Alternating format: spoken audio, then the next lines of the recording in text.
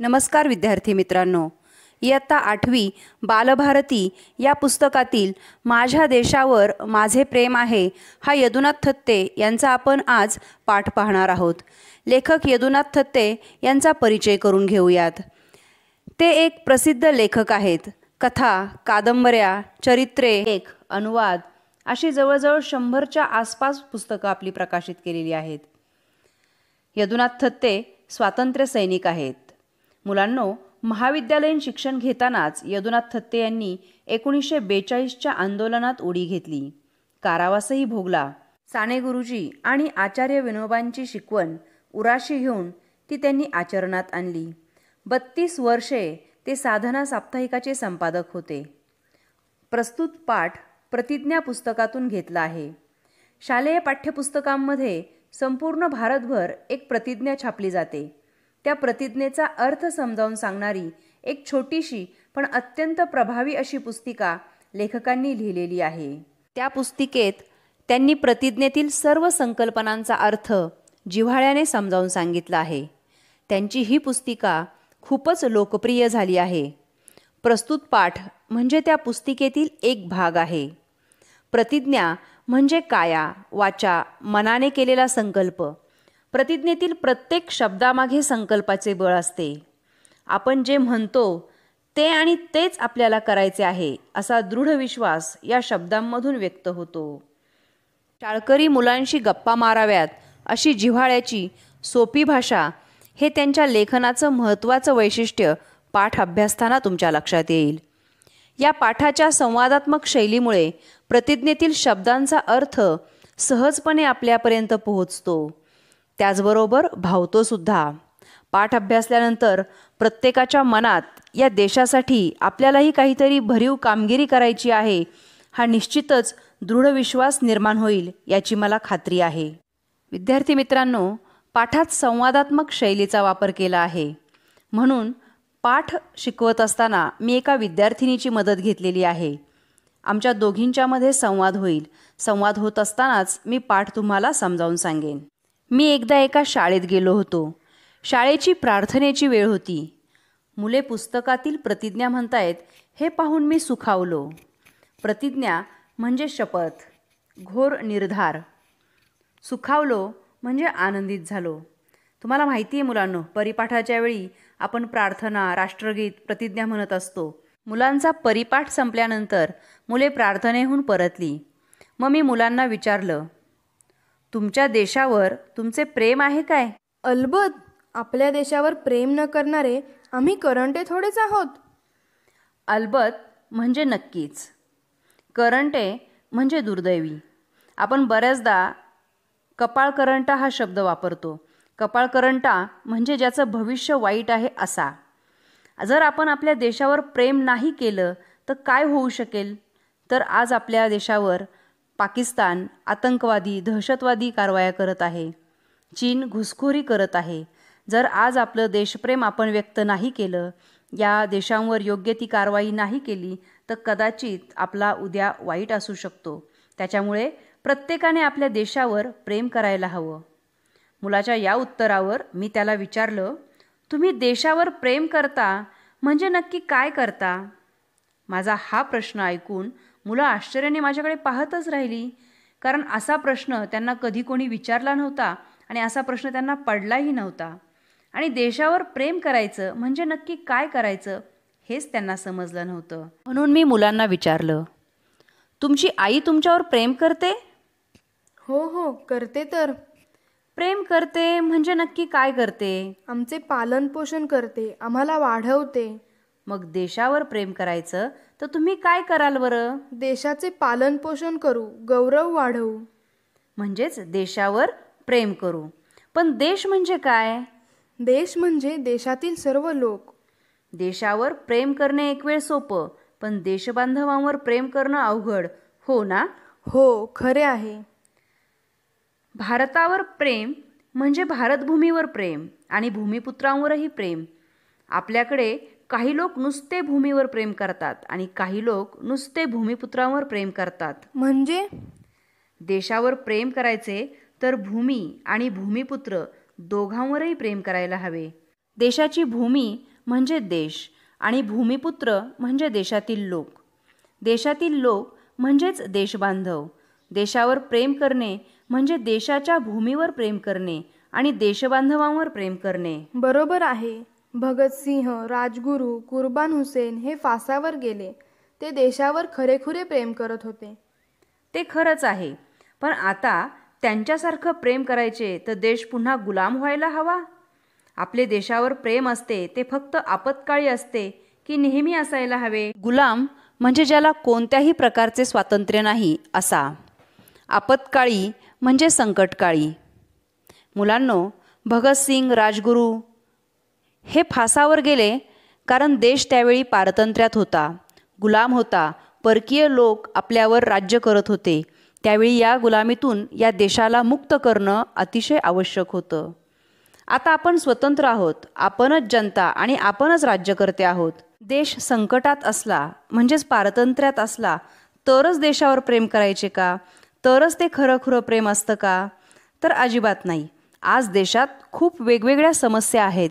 त्या समस्या दूर करणं, त्यासाठी प्रयत्न करणं, हे करणं म्हणजे सुद्धा देशप्रेम असतं. नेहमीच करायला हवे. आपल्याला प्रेम दाखवायला संधी मिळावी म्हणून संकटांना आमंत्रण थोडेच द्यायचे. संकटांना आमंत्रण देणे म्हणजे संकट येईल अशी स्थिती निर्माण करणे. म्हणजे आपल्याला प्रेम दाखवायचं असेल त्यासाठी देशाला संकटात ढकलायचं का? किंवा संकट आल्यावरच प्रेम करायचं का? देशावर संकट नसताना अगदी छोट्या छोट्या गोष्टी करूनसुद्धा आपल्याला आपल्या देशावरचं प्रेम दाखवता येतं. बघा एकदा पंडित जवाहरलाल नेहरू निवडणुकीच्या दौऱ्यावर होते. लोकांनी त्यांची गाडी अडवली आणि भारत माता की जय असा गगनभेदी घोष त्यांनी केला. गगनभेदी म्हणजे गगनाला भेदणारा, घोष म्हणजे जय जयकार करणे. पंडित नेहरू खाली उतरले आणि भारत माता की जय म्हणजे काय ते विचारू लागले. चर्चा करत करत भारत माता म्हणजे भारतातले सर्व लोक ही गोष्ट त्यांनी लोकांना समजावून सांगितली. उदाहरणार्थ आपण बऱ्याचदा म्हणतो सरकार बघेल, सरकार करेल, आपलं काय जातंय, सरकारचं आहे. सरकार म्हणजे कोण? तर सरकार म्हणजे आपण सगळे. आपण निवडून दिलेले प्रतिनिधी तिथे काम पाहत असतात. त्यामुळे सरकार म्हणजे आपण सर्व जनता असतो.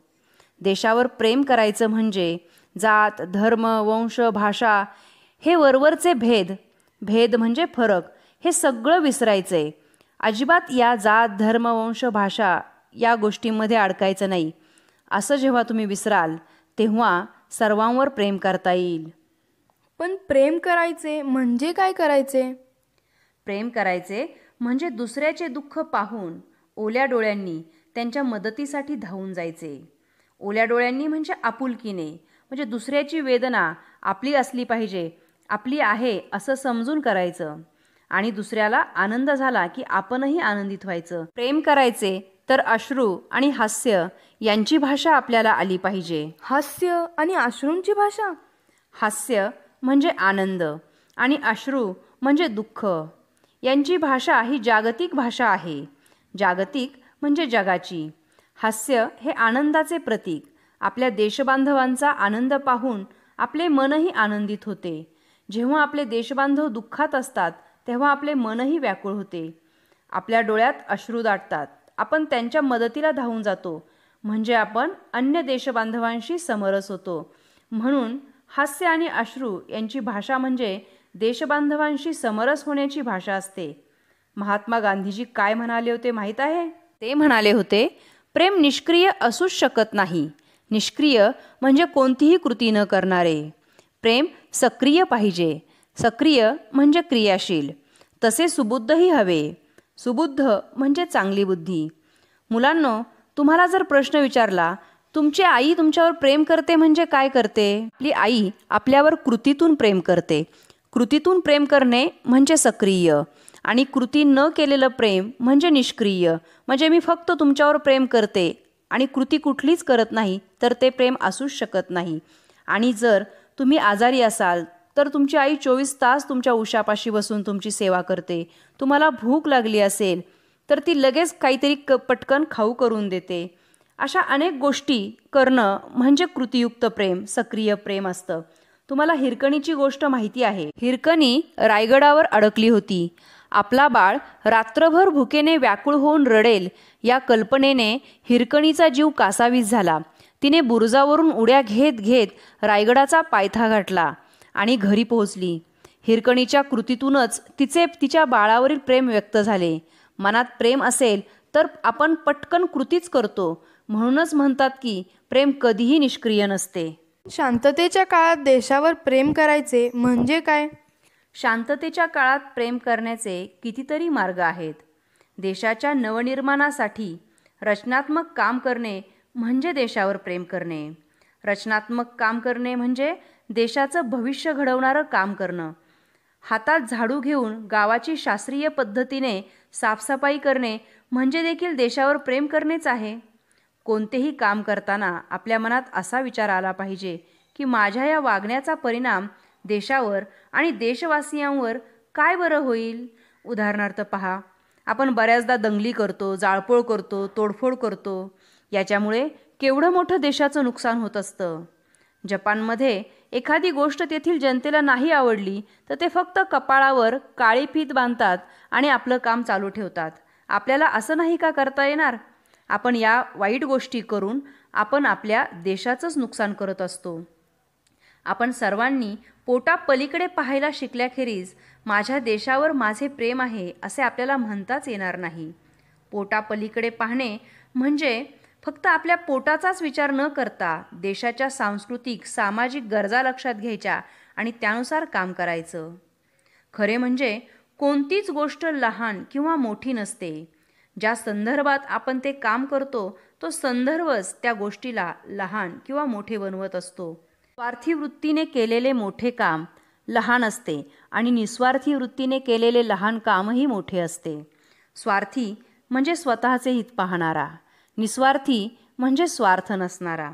पहा, स्वार्थी वृत्तीने जर तुम्ही एखादं काम खूप मोठं काम केलं तरी ते खूप लहान होऊन जातं आणि निस्वार्थी वृत्तीने केलेलं काम हे खूप खूप मोठं होऊन जातं. संत कबीरांचं तुम्ही नाव ऐकलेलं आहे? हो, ऐकले आहे ना. संत कबीरांचा इथे तुम्हाला शेले विणताना फोटो दिसतोय. भारतभूमीत जन्मलेले संत कबीर समाजसुधारक होते. धार्मिक थोतांडावर कडक आसूड ओढणारे ते होते. विज्ञानवादी शिकवण देऊन त्यांनी आपल्या जगाला कायम प्रेरणा दिलेली आहे. संत कबीर जेव्हा शेले विणायचे तेव्हा ते इतर विणकरांसारखेच विणायचे, पण देशासाठी हे सनंग विणतो आहे अशा भावनेने विणायचे. सनंग म्हणजे अगदी सलग विणलेलं अखंड वस्त्र आणि हे मी माझ्या देशासाठी विणतोय ही भावना त्यांच्या विणण्यामध्ये असायची आणि म्हणूनच ते सगळं अपूर्व असायचं. आपण शिकतो आणि अध्यापक शिकवतात. परीक्षेत चांगले मार्क मिळावेत म्हणून शिकवलेले आणि मुले सज्ञान व्हावीत म्हणून शिकवलेले, यात फरक असेलच की नाही? हो, फरक असायला हवा. मुले सज्ञान व्हावीत म्हणून जेव्हा शिक्षण दिलं जातं तेव्हा त्या शिक्षणातून सुसंस्कृत सुशिक्षित अशी मुलं तयार होतात. आणि फक्त परीक्षेत मार्क्स मिळावेत म्हणून जेव्हा शिकवलं जातं तेव्हा फक्त मार्क्स मिळतात, मात्र सुशिक्षितपणा सुसंस्कृतपणा अशा माणसांच्यामध्ये नसतो. अशी माणसं गुंड, दहशतवादी, आतंकवादी होतात, संवेदनाशून्य असतात. हॉटेलात आपण खातो आणि घरी आईने बनवलेला पदार्थही खातो, त्यात काही फरक आपल्याला जाणवतो? आईच्या प्रेमाची चव त्या पदार्थात मिसळलेली असते ना. अमुक वजनाचा हात अमुक गतीने पाठीवर धप धप करू लागला की आपल्याला जे जाणवेल ते आणि आईने पाठीवर शाबासकी दिली त्यात अंतर आहे की नाही? आईची शाबासकी ती आईची शाबासकी. यंत्राने तसे केल्याने ते समाधान कुठले? अगदी बरोबर आहे. बघा हां, आई जेव्हा पाठीवरून हात फिरवते, शाबासकी देते, तो स्पर्श आणि कोणी पाठीवर धप धप मारलं तर तो स्पर्श, यामध्ये खूप मोठा फरक आहे. तेव्हा देशाच्या व देशबांधवांच्या प्रेमाने आपण जे करू त्याची गुणवत्ता निश्चितच वेगळी असेल. जेव्हा मी माझ्या देशासाठी काही करतो, माझं जेव्हा काम म्हणून ते करतो, तेव्हा ते नक्कीच एक चांगल्या दर्जाचं होत असतं. ही जाणीव नसल्याने अनेक अडचणी आणि गैरसोयी आपणच निर्माण करतो. एसटीच्या, रेल्वेच्या कामगाराला, त्याचप्रमाणे प्रवाशालाही जर खरोखर आपल्या देशबांधवांबद्दल प्रेम असेल, आस्था असेल, तर गाड्या घाण राहतील का? देशावरचे आपले प्रेम प्रत्येक बारीक सारीक गोष्टीत दिसून आले पाहिजे. मोठे प्रश्न उभे राहतील तेव्हा तर प्रेम आपण दाखवूच, अर्थात असे प्रश्न जीवनात एखाद्या वेळी आले तर येतात, पण छोटे प्रसंग रोजच येत असतात. आपल्या देशावरील व देशबांधवावरील प्रेम प्रकट करण्यासाठी संकटांना निमंत्रण देण्याची काय बरं गरज आहे? देशावर प्रेम करण्याची संधी मिळावी म्हणून देशावर संकटे आणण्याची अजिबात गरज नाही. कारण आता कितीतरी लहान सहान कृती करून सुद्धा देशावरील प्रेम व्यक्त करता येतं. आता उदाहरण कोरोनाचंच घेऊयात. सरकारने लॉकडाऊन जाहीर करून सर्वांना घरात बसायला सांगितलेलं आहे. आपण सर्वांनी घरात बसून सरकारला सहाय्य करणं म्हणजे सुद्धा एक देशप्रेमच आहे. कुठेही गर्दी न करता, सार्वजनिक ठिकाणी एकत्र न जमता देशाला सहकार्य करून आपण देशावर प्रेम दाखवू शकतो. STमध्ये, रेल्वेमध्ये थुंकणं किंवा तिथे असणारे सीट फाडणं, रस्त्यावर आंदोलनं करून रस्ता अडवणं, लोकांच्या गैरसोयी निर्माण करणं हे देशप्रेमाच्या पूर्ण विरोधात आहे. आपण अशा गोष्टी टाळायला हव्यात. मी हे सांगत असताना मुले शांतपणे ऐकत होती. देशावर प्रेम म्हणजे देशबांधवांवर प्रेम. ज्यांना देशबांधवांवर प्रेम करता येत नाही त्यांचा देशावर प्रेम करण्याचा दावा फोल म्हणावा लागेल. फोल म्हणजे व्यर्थ. तुमचं देशावर आणि देशबांधवांवर दोघांवरही प्रेम असायला हवं. दोघांपैकी कोणा एकावर प्रेम असता कामा नये. प्रेमाने कवेत घ्यावेसे वाटले तरी जवळचे त्यांनाच फक्त आलिंगन देता येते. कवेत घेणे, मिठीत घेणे. आपल्याला कितीही वाटलं की संपूर्ण विश्वाला आपल्या मिठीत घ्यावं, सर्वांशी चांगलं वागावं, परंतु ते अशक्य आहे. आपल्या जवळच्या माणसांनाच फक्त आपल्याला आलिंगन देता येतं. त्याप्रमाणे यच्च यावत मानवमात्रावर प्रेम करायचे म्हटले तरी शेवटी देशबांधवांवर प्रेम करणेच शक्य असतं. यच्च यावत म्हणजे सर्व. जरी सगळ्या मानवांवर प्रेम करायचं आपण असं म्हटलं तरी फक्त आपल्या देशबांधवांवरच आपल्याला प्रेम करता येतं. प्रेम कधीही निष्क्रिय राहू शकत नाही. प्रेमात अपार अशी संवर्धक शक्ती असते. संवर्धक म्हणजे चांगलं पोषण करण्याची शक्ती, म्हणजे ताकद. चांगलं पोषण करण्याची ताकद असते. ती ओळखूनच खरा धर्म या कवितेत साने गुरुजी म्हणतात, खरा तो एकची धर्म जगाला प्रेम अर्पावे. जगावर प्रेम करणं, माणसांवर प्रेम करणं हाच एक खरा धर्म आहे असं साने गुरुजी म्हणतात. आणि अशा खऱ्या धर्माच्या उपासकालाच खऱ्या अर्थाने असे म्हणता येईल की माझ्या देशावर माझे प्रेम आहे. आणि असा जो कोणी जगावर प्रेम करत आहे, प्रेमालाच खरा धर्म मानत आहे, त्यालाच खरा उपासक म्हणता येईल. खरोखरच आपल्या देशावर आपले प्रेम असते का? आणि असेल तर आपली गावे अशी मलमूत्राने वेढलेली दिसली असती का? आपले डोंगर उघडे बोडके दिसले असते का? सस्य श्यामला माता असे काय फक्त राष्ट्रगीतातच घोषवायचे की ती भूमी सस्य श्यामल व्हावी म्हणून आपला घाम गाळायची तयारी ठेवायची? आपल्या देशावर आपले जर खरं खरं प्रेम असतं तर सर्वत्र घाण आपण केली नसती, सर्वत्र उघडे बोडके डोंगर ठेवले नसते, आपण स्वच्छता ठेवली असती, सर्वत्र झाडी लावली असती. सस्य श्यामला माता म्हणजे सस्य म्हणजे धान्य. शेते पिकांनी डवरून आली की त्याचा रंग गडद हिरवा बनतो. गडदपणामुळे तो काहीसा सावळा दिसतो म्हणून ती श्यामला दिसते. धान्याच्या पिकांनी डवरून आलेली धरणी माता म्हणजे सस्य श्यामला माता होय. या शब्दातून आपल्या देशाची संपन्नता, समृद्धी व्यक्त होते. मात्र आज परिस्थिती बदलली आहे. सगळेजण आपली शेती विकून गुंठामंत्री होत आहेत. असं जर झालं तर आपल्या देशाची परिस्थिती काय होईल इथून पुढे? आपण सर्वांनी घाम गाळायची तयारी ठेवायला हवी, म्हणजे आपली भूमी पुन्हा एकदा सस्य श्यामला माता होईल. देशावर प्रेम करायचे तर देशाचे आजचे चित्र बदलण्यासाठी कंबर कसायला हवी. कंबर कसणे, जिद्दीने तयार होणे. पुन्हा एकदा आपण आपला देश सस्यश्यामल करू शकतो, पण त्यासाठी सर्वांनी जिद्द ठेवायला हवी. कंबर कसून कामाला लागायला हवं, तरच हे घडू शकेल. माझ्या देशावर माझे खरेखुरे प्रेम असेल तर तो प्रदूषणाच्या कचाट्यात गवसू नये यासाठी मी खटपट करायला नको. कचाट्यात सापडणे म्हणजे तावडीत सापडणे, गवसणे म्हणजे सापडणे. यासाठी मला प्रयत्न करायला हवेत. खटपट करणे, प्रयत्न करणे. इथली हवा, पाणी, निसर्ग बिघडवून टाकल्यामुळे आपल्या देशावरील आपले प्रेम सिद्ध होईल का? आपण जर सगळीकडे प्रदूषण केलं, हवा, ध्वनी, पाणी, मृदा ही सगळी प्रदूषणं करत बसलो तर आपल्या देशावरचं प्रेम आपलं आहे हे दिसेल का? अजिबात दिसणार नाही. ही भूमी सुजलाम सुफलाम आहे असे म्हणत असतानाच तिची सुफलता आपल्या कर्तृत्वावर अवलंबून राहणार आहे हे कसं विसरता येईल?